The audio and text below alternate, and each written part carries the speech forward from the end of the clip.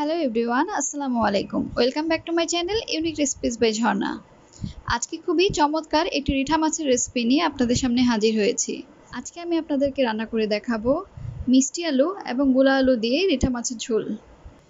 রান্নার জন্য আলুগুলোকে আমি এভাবে গোল গোল করে কেটে নিয়েছি। আপনারা যারা এখনও রিঠা মাছ মিষ্টি আলু দিয়ে রান্না করে খাননি, তারা কিন্তু অবশ্যই বাসায় এই রেসিপিটি ফলো করে তৈরি করে দেখবেন। আশা করছি আপনাদের সবারই খুব ভালো লাগবে। রান্নার জন্য আমি প্রায় 1.5 কেজি পরিমাণ রিঠা মাছ ভালো করে কেটে ধুয়ে পরিষ্কার করে নিয়েছি। এবার চলে যাচ্ছি রান্নাতে। রান্নার জন্য আমি প্রথমে একটি কড়াইতে 1 কাপ পরিমাণ সয়াবিন তেল নিয়ে নিচ্ছি। তেলটা সামান্য গরম হয়ে গেছে, তাই আমি অ্যাড করে দিচ্ছি 1 কাপ পরিমাণ পেঁয়াজ কুচি। সেই সাথে দিয়ে দিচ্ছি 4 থেকে 5টি তেজপাতা। তারপর পেঁয়াজটাকে ভালো করে তেলের মধ্যে ভেজে নিতে হবে। পেঁয়াজের কালারটা যখন এরকম ব্রাউন হয়ে আসবে, তখন আমি এর মধ্যে অ্যাড করে দিব 1 চা চামচ রসুন বাটা, 1 চা চামচ আদা বাটা, 1 চা চামচ হলুদের গুঁড়ো, 1 চা চামচ মরিচের গুঁড়ো, 1 চা চামচ ধনিয়া গুঁড়ো, 1 চা চামচ জিরে গুঁড়ো এবং স্বাদমতো লবণ। এখন আমি সবগুলো উপকরণকে তেলের মধ্যে ভালো করে ভেজে নিচ্ছি।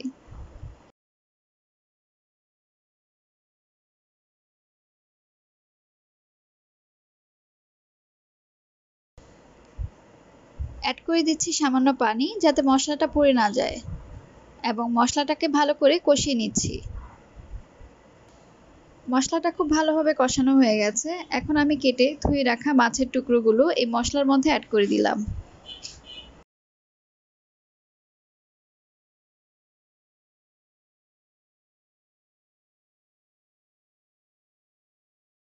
ভালো করে মাছটাকে মশলার সাথে কষিয়ে নিচ্ছি।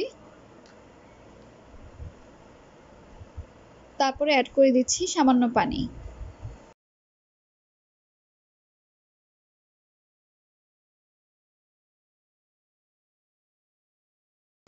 মাছটাকে আর ভালো করে কষানোর জন্য ঢেকে রাখবো প্রায় 10 মিনিটের জন্য।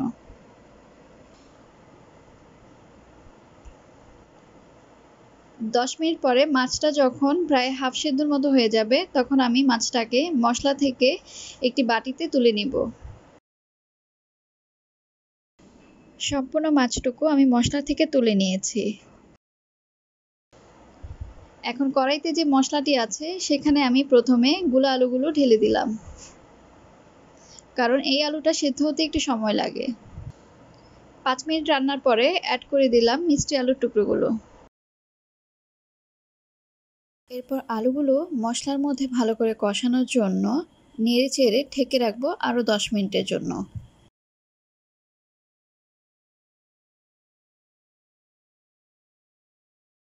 আলুগুলো খুব ভালোভাবে কষানো হয়ে গেছে।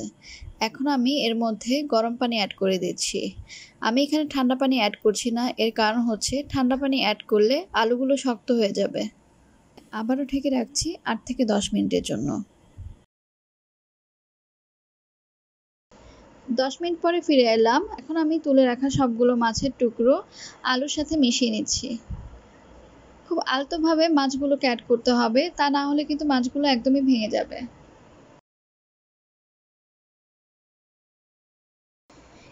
এরপরে আরও 5 মিনিটের জন্য ঢেকে রাখলাম। এখন কিন্তু রেসিপিটি প্রায় তৈরি হয়ে গেছে। এখন আমি এই পর্যায়ে অ্যাড করে দিচ্ছি 1 চা চামচ জিরে গুঁড়ো। এই জিরে গুঁড়ো তরকারির ফ্লেভারটাকে আরও বাড়িয়ে দিবে। সাথে অ্যাড করে দিচ্ছি কুচিয়ে রাখা ধনিয়া পাতা এবং ঢেকে রাখছি আরও 5 মিনিটের জন্য। তো বন্ধুরা, দেখলেন তো কত সহজেই আমি তৈরি করে ফেললাম মিষ্টি আলু দিয়ে রিঠা মাছের ঝোল।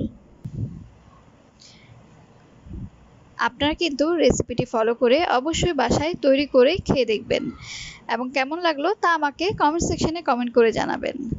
তো আবারও হাজির হব নতুন আরেকটি রেসিপি নিয়ে। সে পর্যন্ত আপনারা সবাই ভালো থাকবেন। আল্লাহ হাফেজ।